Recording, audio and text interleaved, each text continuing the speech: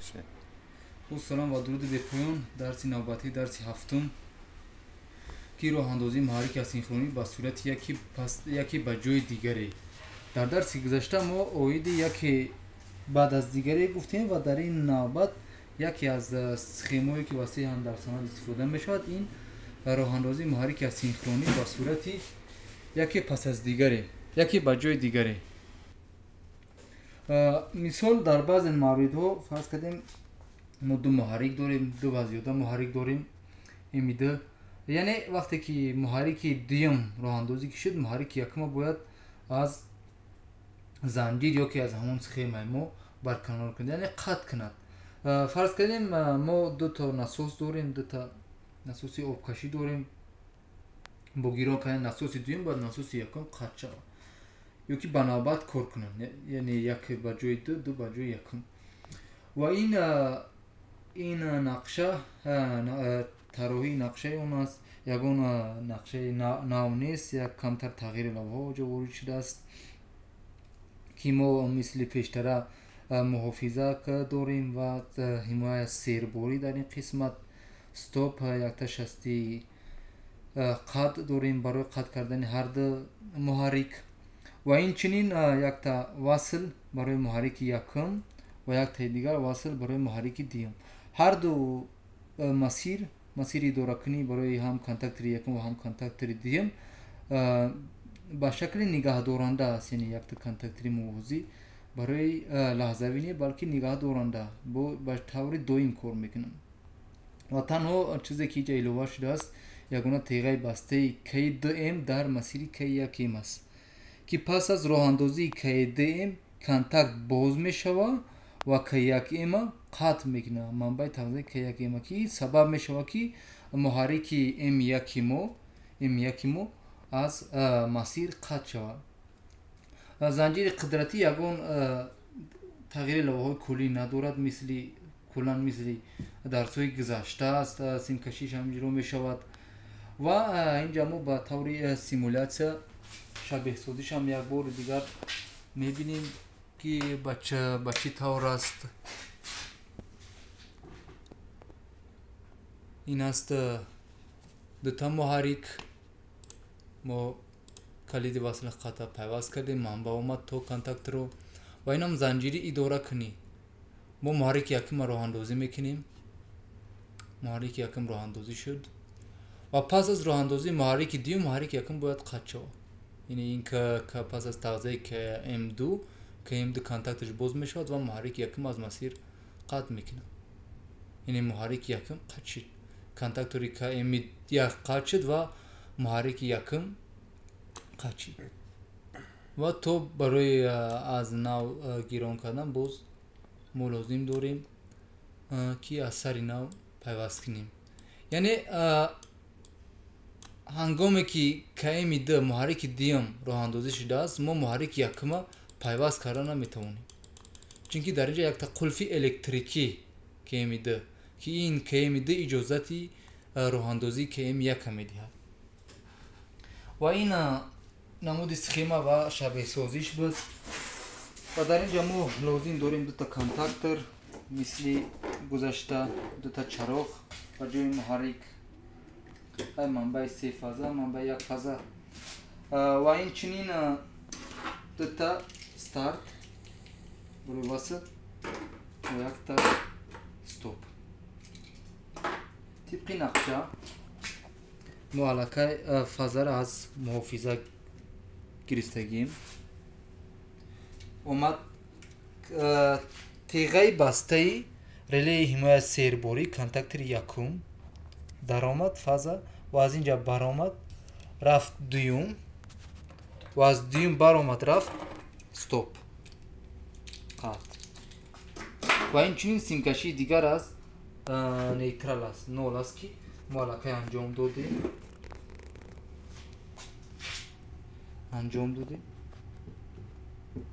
یک قسمت در زنجیر دورکنی و زنجیر قدرت مثل درس‌های گذشته یگان تغییر لوحه نشده است، فقط از اینجا 3 فاز اومد از منبع، اینجا باید یک автомат دیگر باشد الهیده در آمد کانتاکتر و از کانتاکتر بر آمد محرک توی قسمت کلان به تغییر است فهم است یکون تفصیلی لوحان نمی شود و ما انجام میتیم آغاز میکنیم سیمکشی را از قسم مسیری یکم یعنی ما در این نقطه قرار داریم یکم اجرا میکنیم ناقل 2 با 3 یک تا ناقل میگیریم تحتی رقمی 2 و 3 یک چیز دیگر را قید کنیم که ما در اینجا نمونه پیوست شوی را که برای فهموتر شدن فرض کنیم از استوب از شستی قطعی ما بر اومد استارت یکم از استارت یکم 13 بعد از 13 3 با از 3 13 یعنی همین جهش کننده و پریمیچ کو اجرا شده است که ما 3 شکل میتونیم همین را اجرا کنیم یعنی ما میتونیم دتا استارت را با هم و کانتاکتوی تیغای و رسون با هم پیوست کنیم و یک تا ناقل دیگر بگیریم اینجا پیوست کنیم دو ناقل میشود یا که ما میتونیم برعکس استارت یکم با تیغای یکم استارت دویم با تیغای دویمش و دو تا ناقل دیگر میبرد با میآید جو استارت یا که ما میتوانیم هر سه اینا 4 تا ناقل گیریم در استوب پیوست کنیم کدام اصولی که برای ما آسان تر است ما همون استفاده میکنیم من در اینجا اصولی جهش کننده را استفاده میکنم از 2 اومد 3 از 3 رفت 13 از 13 3 از 3 باز 13 به همین شکل انجام میدیم یعنی از اینجا از 2 بر اومد از استوب بر اومد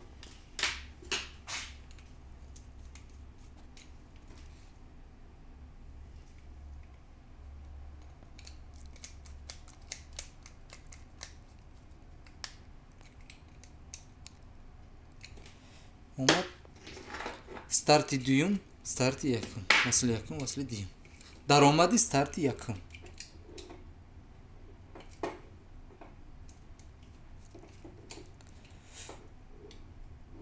یعنی قسمت ما مثل درس‌های گذشته مسیر با مسیر انجام میدهیم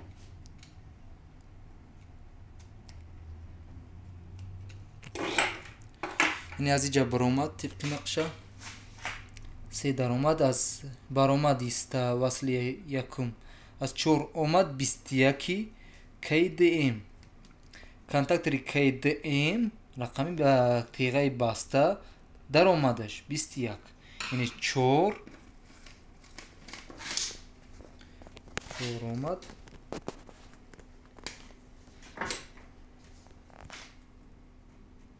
برآمد 4 با 21 استارت یکم وصل یکم برآمد طبق رقم 4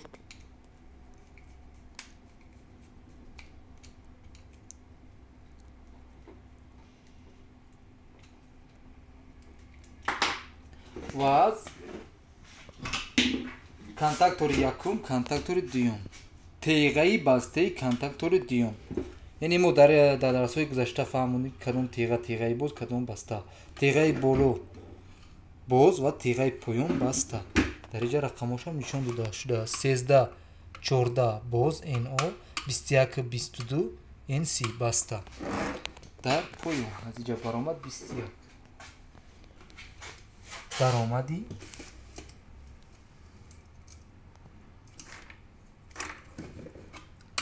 کانتاکتور دوم تیغه بسته و از طبق نقشه از 22 از برآمد اومد کجا ای یکی کانتاکتور یکم از 22 رقم 22 برآمد با سیمپیچی ای یکی کی یک ام از اینجا برآمد رقمی 22 بهترش نقل درازتر رو میگیریم.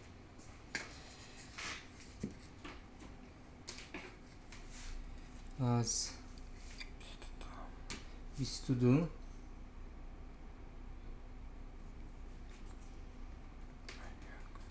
ایک که یکی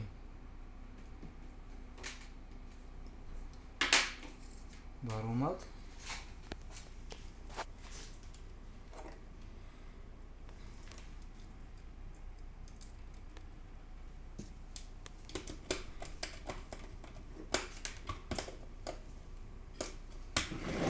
و ای یکی کنتاکتوری یکم سیمپچی کنتاکتوری یکم. این قسمت خلاص کاملا اجرا شد و ما لازم داریم چی؟ کنتاکتی نگاه دارنده. این به شکلی مثل درسای گذشته می‌افتیم که اگر ما قسمت پنهان کنیم یک سخم عادی ترینی اداره کنی به طوری چی دویم است. فقط همین کنتاکت ایلوه شده است. برای همین ما یک تا کنتاکتری خود همین که یکی ما موازی میکنیم برای چی؟ برای خود نگاه دارنده. یعنی از سه ما گفتیم از سه برآمد ما این شکل رو استفاده نکردیم. یکم تشه ما استفاده کردیم از سه جهش کننده اومد 13. یعنی 3 به 13 رقمی 3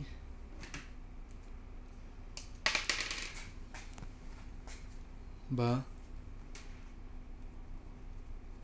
13. ما فقط وصل یکم اجرا کردیم از 3 با کجا با 13.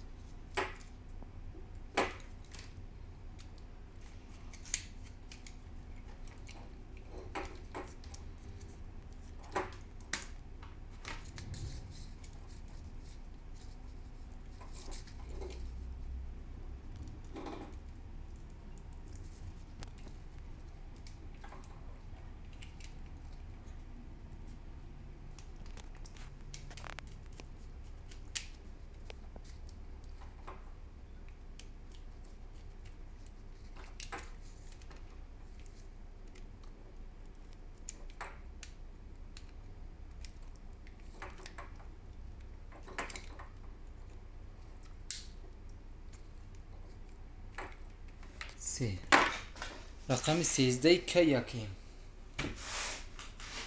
که یکیم رقم 13 تیغه باز کنتاکتی باز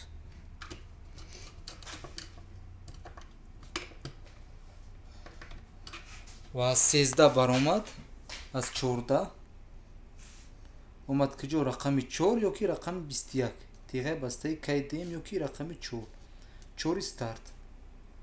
برای ما استارت خیلی با استارت هم یکی با رقم 14 هم بیاریم یکم تاش فرقیت نداره. یعنی ای با رقم 21 14 را با 21 با 21 یکی با 4 ما کجایی که نزدیک یعنی هم 14 برآمد. این 14 میتواند با کجا وصل شدن با 21 با درآمدی یکی با 4 هر دوش یک نقطه یکی با این نقطه یکی با این نقطه یکم فرق نداره. 21 نزدیکتر ما با 21 پیوست میکنیم بهترش. یعنی 14 وصل میشه با 21 14 برآمد از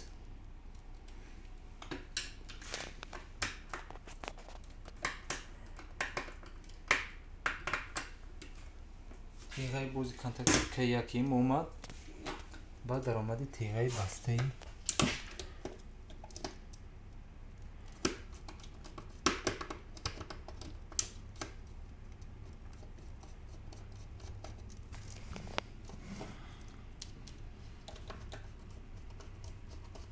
که دیم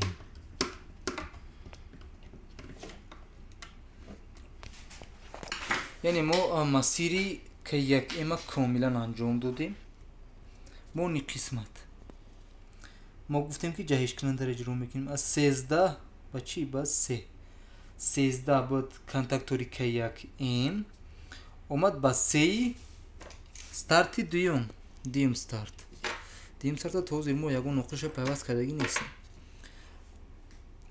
و ما میتونیم از 13 از 3 یا از 2 طبقی نقشه و از کدومی که لازم است ما 13 را انتخاب میکنیم از 13 از 13 کی یک ام اومد با رقمی 3 ای اسی دا استارت دیما در اومد رقمی 3 در اومد اسی دو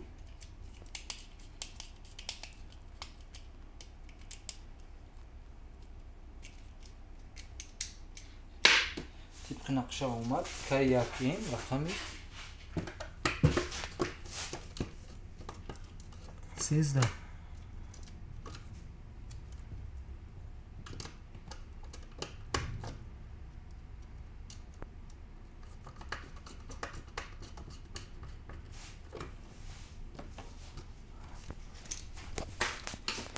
از 13 از 3 از 4 برآمد از استارت دیم برآمد راست کجا سیم پیچ رفت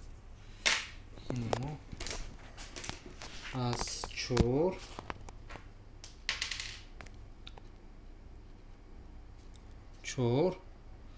برآمد سیم پیچی ای یکی کی دیم کانتاکتور دیم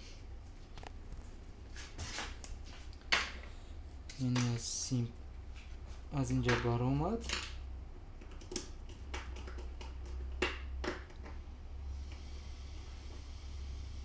کانتاکتور کدیم کانتاکتور دیم سیم پیچ ای یک مو ای درا نیترال پیش حالت سولشا انجام دادگی ای یکی کی دیم یک قسمت هم انجام شد ما کانتاکتوری خود نگاه دارنده ما از 3 جهش کننده میگیریم بر رقم چی 13 این از در اومد 3 اسی 2 با رقم 13 تیغه بازی خودی همون کانتاکت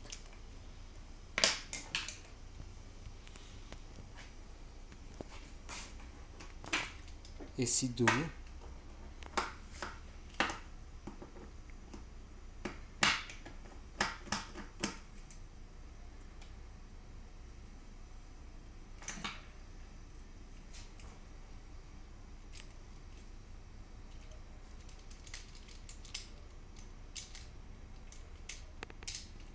از درآمدی شستی باز با رقم 13 تیغه بازی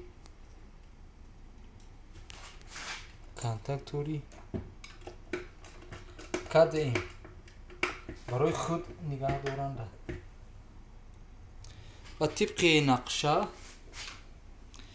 از برآمد اومد با برآمدی اسیده ما گفتیم یا با این قسمت یا که با عید با کدوم نقطه که اتصال کنیم یگون فرقیت ندارد و ما میدونیم که 14 نزدیک است با کجا با یک اکثرا موارد به همین شکل انجام میشه چون که همین شستی استارت و سلقت در بیرون است ممکن که در مسافه دورتر جایگیر باشد برای همین ما نقل از این نقطه یعنی از نقطه 14 با 4 اتصال نمیکنیم چون که این کانتاکتور است و در خود همین کانتاکتور با یکی نزدیکتر است اتصال میکنیم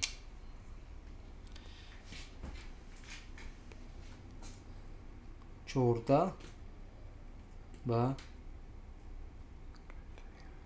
یکی کدیم баромад. Ин KDM 14 баромади тиғаи боз.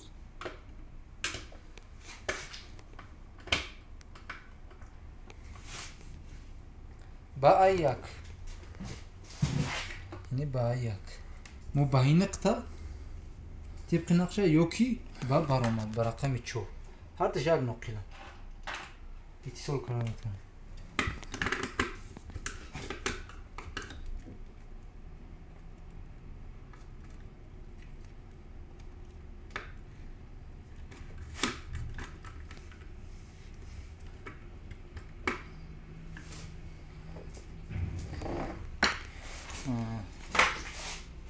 خب سیمکشی کاملا انجام شد.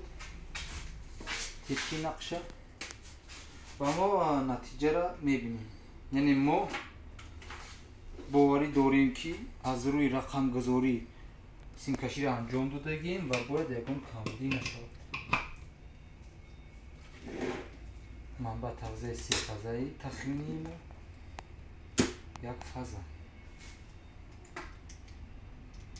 وصل یکم، وصل یکم، استارت یکم، استارت دوم و استوب. یعنی طبق نقشه میریم. طبق نقشه یکم راه اندازی میکنیم. کانتاکتوری که یکیم راه اندازی شد. خط اجرا شد. یگان مشکلی ندارد. دویم راه اندازی میکنیم. دویم هم شد. خط. فقط یگان چیز ایلاوه شده است. یعنی هنگامی وصل بودن کیاکیم، یعنی محرک یکیمو، اگر ما محرک دویم وصل کردیم باید کیاکیمو خاموش شود. همین شرط باید اجرا شود. کیاکیم فروزونه ما کی دویم راه اندازی میکنیم. محرک دویم یعنی شرط اجرا شد. با یک بار دیگر هنگامی که دویم راه اندازی شدگی باشد و ما اجازت یکم راه اندازی شد نمیدهد. نه تو ما قطع نکنیم. یکم دویم. این بود درسی هفتم. درسی راه اندازی محرک اسینخرونی به صورت یکی به جای دیگری و باید قید کنیم که این سخیمه اکثر موردها در شکل‌های گوناگون استفاده می شود. یعنی ما فقط در همین نامی را گذاشتگیم به صورت یکی به جای دیگری و مقصد یگانه در اینجا جای یک محرک دیگر را گرفتن است یا که قلف الکتریکی در یکی از زنجیرهای اداره‌کنی محرکی دیگر گذاشتن. فرض کنید به همین قسمت یعنی محرک یکمی ما یک تا قلف اداره‌کنی داره، قلف الکتریکی داره، کانتاکتی اداره‌کنی که ما کی یکیم از کی دویم اداره میکنیم. با تیغه بسته معنی اون دارد که فقط در همان مورد کی یکیم فروزان میشود که کی دویم خاموش باشه. هر زمان که ما کی دویم راه اندازی کردیم کی یکیم باید قطع شود.